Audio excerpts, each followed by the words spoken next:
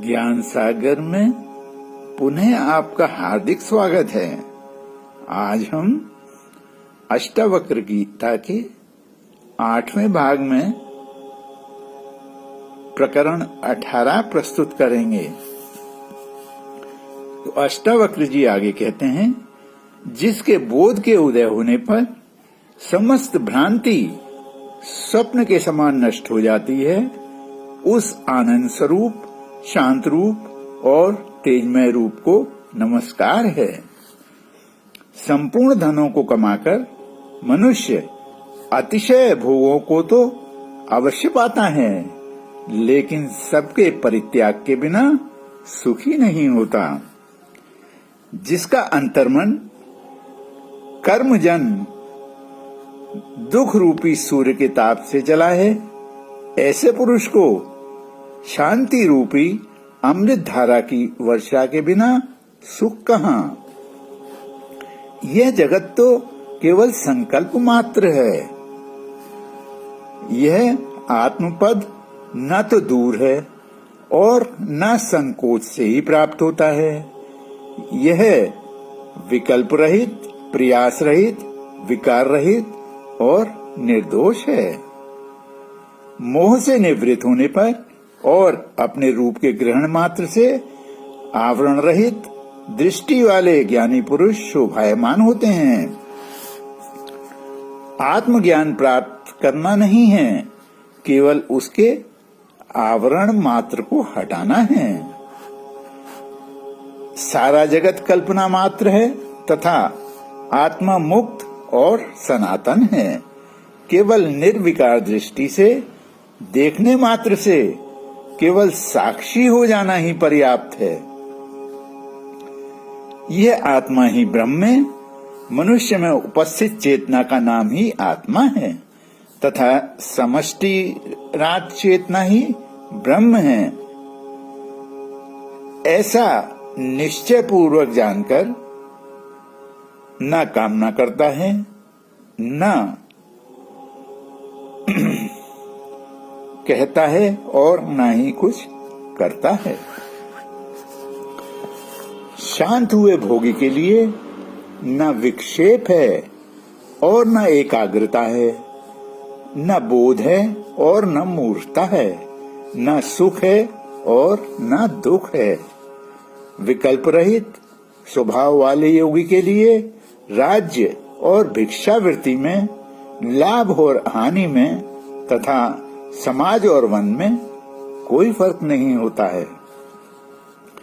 द्वंद से मुक्त हुए योगी के लिए न धर्म है, न काम है, न अर्थ है और न ही विवेक है। जो संकल्पों से रहित होकर आत्मज्ञान को उपलब्ध हो गया है तथा जिसके लिए संसार, मोह, ध्यान और मुक्ति सब व्यर्थ हो गए हैं, वही सच्चा योगी है। जिस पुरुष ने जगत को देखा है वह भला इसमें इनकार कैसे करे, परंतु वासना रहित पुरुष तो देखता हुआ भी नहीं देखता। आत्मज्ञान की स्थिति में जीव और ब्रह्म का भेद मिट जाता है, दोनों एक हो जाते हैं।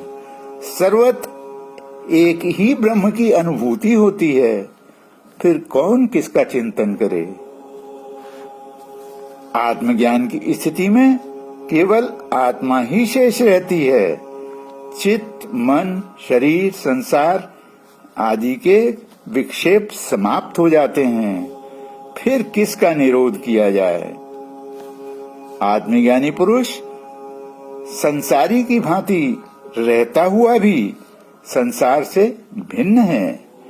यह भिन्नता भीतरी है, बोध की है। ऐसा ज्ञानी पुरुष मुक्त है। जो पुरुष तृप्त है, भाव अभाव से रहित है, वासना रहित है, वह लोक दृष्टि से कर्म करता हुआ भी कुछ नहीं करता। धीर पुरुष प्रवृत्ति अथवा निवृत्ति में दुराग्रह नहीं रखता। ज्ञानी पुरुष वासना रहित, आलंबन रहित और बंधन रहित स्वच्छंद रहकर प्रारब्ध रूपी वायु से प्रेरित होकर सूखे पत्ते की भांति व्यवहार करता है। ज्ञानी पुरुष को न तो कभी हर्ष होता है और न विषाद। वह तो सदा विदेह अर्थात मुक्त की भांति शोभायमान रहता है। ज्ञानी पुरुष इच्छा का ही त्याग कर देता है। वह न त्याग की इच्छा रखता है और न ग्रहण की। स्वाभाविक रूप से जो शून्य चित्त है और सहज रूप से कर्म करता है, उसे ज्ञानी पुरुष का साधारण व्यक्ति की तरह न मान है और न अपमान है। यह कर्म शरीर से किया गया है, मुझ शुद्ध स्वरूप द्वारा नहीं। ऐसा मनुष्य कर्म करता हुआ भी उनसे अलिप्त रहता है। ज्ञानी पुरुष सत्य दृष्टि के एकत्व भाव में जीता है एवं सामान्य प्राणी अहंकार, वासना और स्वार्थों में जीता है। यही भीतरी भिन्नता होती है। अशांति के कर्म मूढ़ता पूर्वक होते हैं। ज्ञानी पुरुष मूढ़ नहीं होता, इसलिए वह संसार में रहकर भी सुख पूर्वक जीता है, शोभायमान होता है। ज्ञानी पुरुष विक्षेप रहित और समाधि रहित होने के कारण मुमुक्षु नहीं होता और द्वैत भ्रम के अभाव में बद्ध नहीं है। वह निश्चय पूर्वक जगत को कल्पित समझता हुआ ब्रह्मवत स्थिर रहता है। अहंकार रहित ज्ञानी पुरुष कर्म करते हुए भी नहीं करता। मुक्त पुरुष का चित्त पूर्णतः शांत और प्रकाश रूप हो जाता है, सभी द्वंद्वों से रहित हो जाता है। इसलिए वह उद्वेग रहित, कर्तव्य रहित, स्पंद रहित, आशा रहित, संदेह रहित चित्त ही शोभा को प्राप्त होता है।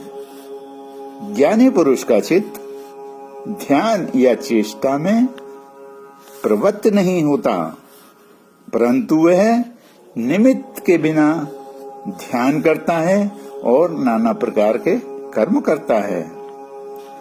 अज्ञानी पुरुष चित्त की एकाग्रता के लिए भिन्न भिन्न साधनाएं करते हैं, परंतु ज्ञानी पुरुष अपने स्वभाव में स्थित रहकर कुछ करने योग्य नहीं देखता। ज्ञानी पुरुष केवल तत्व को निश्चय पूर्वक जानकर ही कृतार्थ हो जाता है। अभ्यासी पुरुष उस आत्मा को नहीं जान पाते जो शुद्ध, बुद्ध, प्रिय, पूर्ण, प्रपंच रहित और दुख रहित है। ज्ञानी पुरुष केवल ज्ञान के द्वारा मुक्त हुआ स्थित रहता है। ज्ञानी पुरुष नहीं चाहता हुआ भी निश्चित ही परब्रह्म स्वरूप को भजने वाला होता है। आत्मानंद के अभाव में अज्ञानी पुरुष विषय भोगों को ही सुख मानता है, परंतु ज्ञानी पुरुष विषय भोगों को तुच्छ समझकर त्याग देता है। ज्ञानी पुरुष तत्व को जानकर हमेशा शांत रहता है। ज्ञानी पुरुष दुष्ट को नहीं देखते, वे अविनाशी आत्मा को देखते हैं। स्वयं में रमण करने वाले ज्ञानी पुरुष के लिए यह चित्त का निरोध स्वाभाविक है। आत्मा को भावना मात्र करने से सुख नहीं मिलता, सुख मिलता है जानने से, परंतु अज्ञानतावश आत्मा को नहीं जानते और जीवन भर सुख रहित रहते हैं। अब मैं अपनी वाणी को विराम देता हूँ। आगे की चर्चा अगले भाग में करेंगे। धन्यवाद।